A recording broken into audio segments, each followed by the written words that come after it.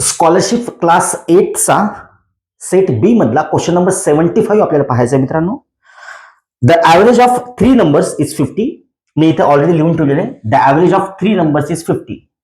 मित्रांनो 3 नंबर्स तुम्ही तुमच्या मनानं कन्सिडर करा. आपण कन्सिडर केलं की बाबा ते 3 नंबर्स एक्स वाय झेड आहेत. बरं सर तुम्ही डिवाइडला 3 का लिहिलं?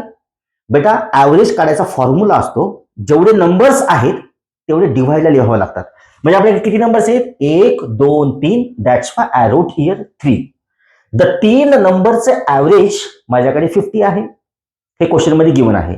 अजून समोर जाऊन क्वेश्चन मध्ये काय म्हणतं की बाबा जो सेकंड नंबर आहे तो कसा आहे? Is less 6 than the third number. बरं सेकंड नंबर म्हणजे सेकंड नंबर थर्ड नंबर पेक्षा 6 ने छोटा आहे. समजते का? हे झालं इक्वेशन नंबर 1. बरं समोर जर असं म्हणते की पुन्हा तोच सेकंड नंबर हा ग्रेटर दॅन 12 आहे फर्स्ट नंबर पेक्षा, म्हणजे हाच नंबर y 12 ने मोठा आहे. हे झालं इक्वेशन नंबर 2. बरं बेटा लेफ्ट हँड साइड सारखी आहे याचा अर्थ राईट हँड साइड पण सेम असणार. म्हणून मी काय करतोय, z-6 ला x प्लस 12 इक्वल्स टू करतो.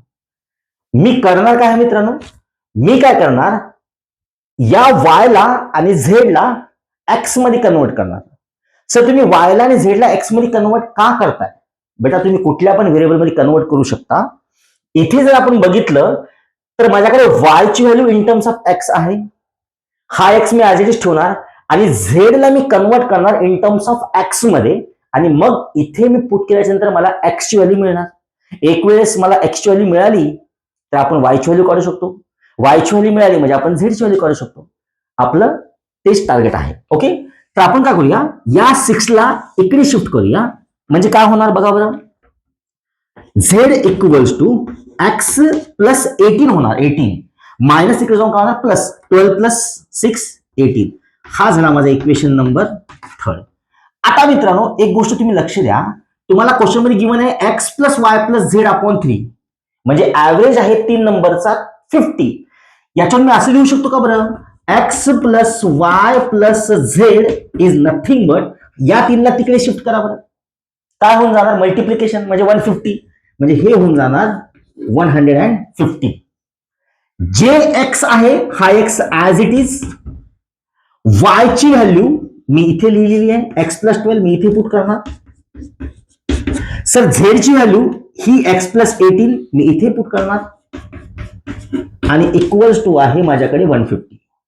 बरं आता x ला सॉल्व्ह करा, x ला सॉल्व्ह करा. हा एक x, हा एक x आणि हा एक x, म्हणजे 3x. 12 plus 18 30 equals to 150. या 30 ला तिकडे शिफ्ट करा म्हणजे मिळणार 150 मायनस 30, आणि 3x इक्वल्स टू मिळणार 120, आणि x इक्वल्स टू मिळणार माझ्याकडे 40.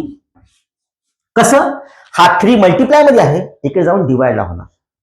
बेटा x ची व्हॅल्यू 40 मिळाली, y ची व्हॅल्यू काढा आणि z ची व्हॅल्यू काढा. Okay now we are calculating the value of y and z. x ची व्हॅल्यू 40 काय करा, इथे फुट करा म्हणजे तुम्हाला z मिळेल, है ना. म्हणजे z इक्वल्स टू 40 प्लस 18, म्हणजेच z ची व्हॅल्यू मिळते माझ्याकडे 58.